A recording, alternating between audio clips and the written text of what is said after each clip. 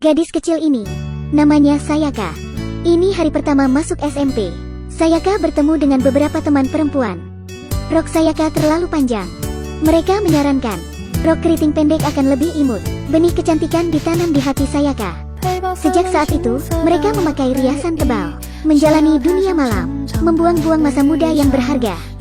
Karena tidak belajar, akhirnya menjadi bodoh. Waktu berlalu, di SMA, Sayaka memasuki kelas terburuk di sekolah. Di mata kepala sekolah, mereka adalah sampah yang tidak kompeten. Sayaka juga memiliki ayah patriarkal, tidak berprestasi, dan ibu yang tidak bisa mendidik. Ini membuat Sayaka tanpa sadar telah melewati tahun pertama SMA. Hari pertama tahun kedua, guru menemukan bungkus rokok Sayaka. Kepala sekolah mengancamnya, jika mengaku maka Sayaka tidak akan dikeluarkan. Sayaka keras kepala. Sayaka tidak mau mengaku. Dia mengikuti kemauannya sendiri. Pada akhirnya, sekolah memberi Sayaka hukuman. Setelah pulang, ibunya mencarikan sekolah intensif agar Sayaka bisa terus belajar. Sekolah inilah yang akan mengubah Sayaka. Aomineju. Hari pertama masuk kelas, dandanan mewah dan riasan tebal. Dia tercengang melihat Sayaka. Ini adalah Pak Guru Hirata. Dia memuji penampilan Sayaka. Begitulah cara guru ini mengenali karakter asli siswa, sehingga mereka cepat akrab. Kemudian dia menguji kemampuan dasar Sayaka. Hasilnya benar-benar tidak biasa. Meskipun tidak lancar, tapi Sayaka bisa menyelesaikan ujian. Pak Guru kemudian menjelaskan dan menetapkan tujuan untuk Sayaka, menyarankan Sayaka untuk masuk Universitas Keio, dan mengatakan ada banyak pria tampan di sana.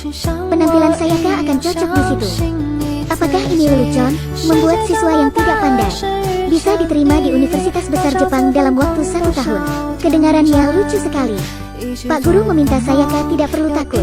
Jika dibayangkan hal itu bisa saja terjadi.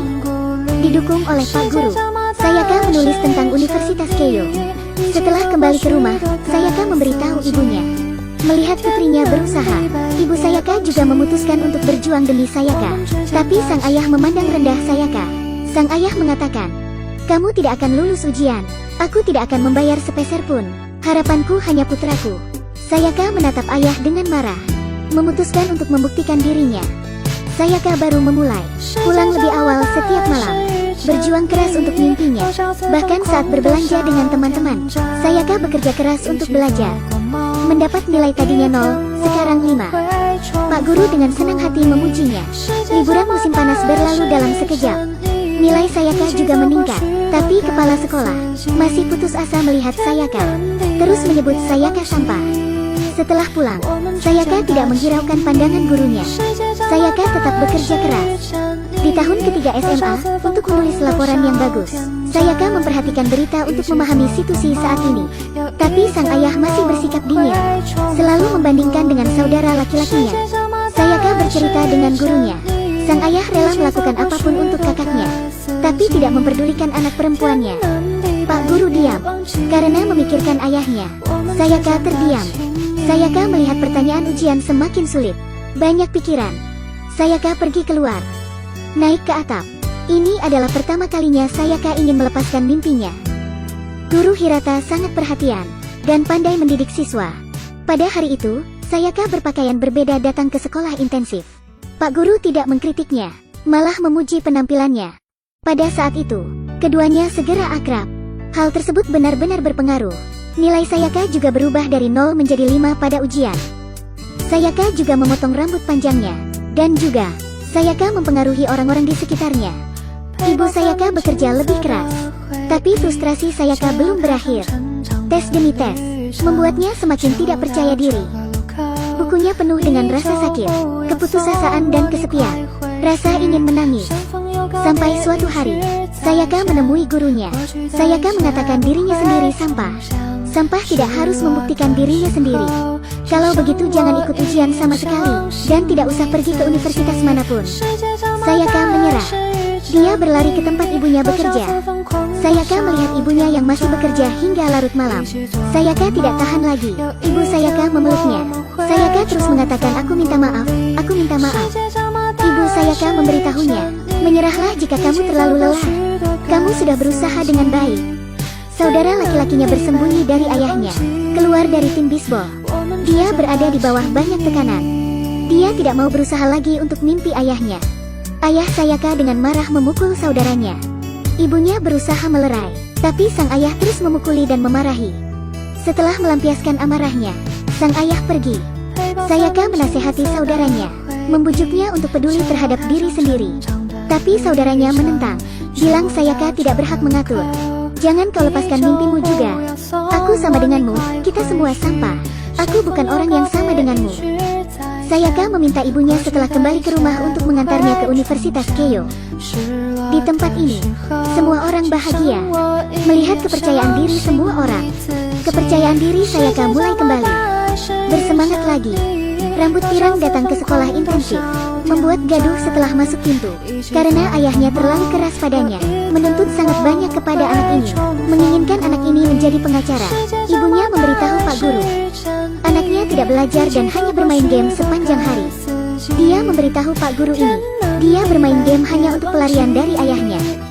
Dia tidak ingin melakukan apa yang ayahnya inginkan. Pak Guru Hirata segera memikirkan cara. Dia mengatakan kepada anak laki-laki itu, apakah kamu tidak ingin balas dendam? Memang bisa. Kamu belajar yang rajin dulu. Setelah kamu diterima sebagai pengacara, tiba-tiba tidak menjadi pengacara. Beri mereka harapan terbaik, lalu hancurkan. Jadi mereka pasti akan marah. Kata-kata Pak Guru sangat ampuh. Anak itu menjadi tertarik. Kepala sekolah Sayaka menemui Guru Hirata hari ini. Kepala sekolah memberitahunya, Sayaka awalnya adalah sampah. Ingin mengubah sampah menjadi sampah. Bukankah itu buang-buang waktu? Selain itu, dia hanya punya waktu 1 tahun untuk mengikuti ujian masuk perguruan tinggi. Jangan menetapkan tujuan yang tinggi untuk sampah. Tapi Pak Guru hanya menjawab, tidak ada siswa yang bodoh, tapi guru yang tidak bisa mendidik. Mendengarkan percakapan, Sayaka mendengar semuanya. Pak Guru memberitahu kepala sekolah, Sayaka penuh dengan kemungkinan. Beri aku 1 tahun. Tunggu saja dan lihat hasilnya. Gadis dengan riasan tebal ini bernama Sayaka. Dia adalah siswa yang bodoh. Masih ada teman-temannya yang serupa. Mereka hanya berdandan dan berpesta di malam hari. Tapi setelah Sayaka mulai bekerja keras, mereka juga berubah. Bekerja keras akan benar-benar menulari orang lain. Pada awalnya, menertawakan. Mereka tidak cerdas. Bagaimana bisa diterima di universitas utama? Setelah beberapa hari, gadis ini membolak-balik buku Sayaka. Mulai kaget, di buku Sayaka penuh dengan catatan. Pada suatu ketika, temannya tiba-tiba berkata kepada Sayaka, kami bertiga tidak akan mengajakmu bermain lagi. Sayaka mengira mereka membenci dirinya. Mereka menjelaskan, ternyata mereka tidak ingin mempengaruhi belajar Sayaka. Mereka tidak ingin merusak kegigihan super keren ini. Seorang gadis berkata, mereka harus seperti Sayaka, bekerja keras untuk tujuan sendiri. Dukungan dan persetujuan teman-teman membuat Sayaka meneteskan air mata. Lalu ayah Sayaka, seperti biasa dengan perkataan kasar, tapi hatinya juga akan tersentuh. Sang ayah pulang malam, melihat catatan di dinding. Ada salah satu terjatuh. Dengan menghela nafas, mengambilnya. Hari ini, sang ayah menceritakan alasan memukul Sayaka. Ternyata putrinya selalu menyebut dirinya orang tua bau. Itu membuatnya merasa bahwa dia tidak memiliki martabat. Nilai tes Sayaka turun malam itu. Meskipun nilainya tidak terlalu bagus, tetapi kesempatan untuk pergi ke Universitas Keio naik 50%. Mata ayah berubah ketika dia melihatnya. Anggota keluarga semuanya bersama. Ini juga pertama kalinya sang ayah berinisiatif untuk melihat nilai putrinya. Dia akhirnya percaya. Sayaka benar-benar berubah. Hari ujian turun salju. Transportasi semuanya lumpuh. Tapi kemudian sang ayah bergegas kembali. Sang ayah baru saja memasang rantai salju. Dalam perjalanan ke sekolah, sang ayah dan Sayaka tidak berbicara. Tiba-tiba ayah Sayaka menghentikan mobil. Dia membantu mobil orang yang terjebak salju. Sayaka menatap ayahnya, mengingat apa yang ibunya katakan. Jangan lihat penampilannya, sebenarnya sangat lembut. Sayaka diam ketika turun dari mobil. Sayaka berjalan. Ketika Sayaka berangkat masuk ke ruang ujian, sang ayah melompat keluar dari mobil, berteriak, semangat, mulai ujian. Sayaka dengan hati-hati menuliskan jawaban untuk setiap pertanyaan. Dia ingat percakapan antara Pak Guru dan kepala sekolah. Sayaka bukan sampah. Dia penuh dengan kemungkinan. Dia adalah gadis yang hebat dan luar biasa. Semua ujian sudah selesai.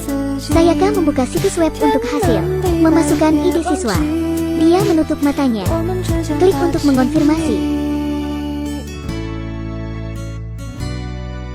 naik sepedanya. Segera menemui Guru Hirata. Pak Guru, ada apa? Saya diterima? Apa? Bagus sekali. Setelah ayahnya mengetahui, dia memeluk ibu Sayaka. Pria berwajah tegas ini juga meneteskan air mata. Ini adalah kisah nyata. Nama asli Guru Hirata, Nobuyuki Hirata. The Bottom Hot Girl diadaptasi dari novel autobiografi. Tidak ada kejeniusan dan keberuntungan dalam film. Hanya ada satu jalan pintas, adalah melalui kerja keras terus-menerus dan pembelajaran yang membosankan. Akhirnya membuat dirinya menjadi sukses. Kasumi Arimura yang berperan sebagai Sayaka, juga aktris dari bekerja keras. Dari menjadi peran pendukung, hingga ke posisi protagonis. Dia telah muncul di 11 serial TV dan film termasuk Bottom Hot. Dapat digambarkan sebagai aktris produktif. Hal seperti itu membuat dia layak mendapatkan penghargaan. Percaya pada film inspiratif ini. Film ini dapat memengaruhi Anda untuk bekerja lebih keras sekarang. Saya yakin Anda menyukainya. Jangan lupa like dan follow.